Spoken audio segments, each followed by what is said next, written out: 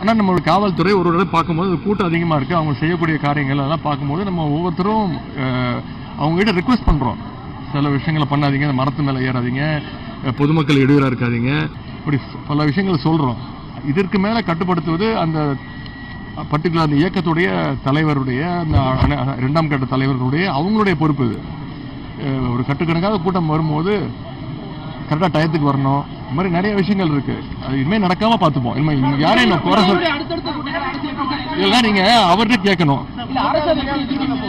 தெரியல, அதான் commission report கொடுக்கும், அவரும் வராரு வராரு உங்களை எல்லாம் பார்த்துட்டு தான் போறாரு. தயவுசெய்து அவரையும் 2-3 கேள்வி கேளுங்க.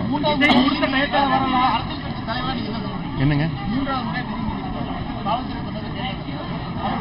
நான் என்ன சொல்றேன் இல்லைங்க, இதுல நான் எனக்கு ஒன்றும் பெரிய அனுபவம்லாம் கிடையாதுங்க. நானும் சட்டப்படி இல்லைங்க, அதுக்காக அந்த ஓய்வு பெற்ற நீதியரசர் தலைமையில கமிட்டி அமைக்கப்பட்டிருக்கு.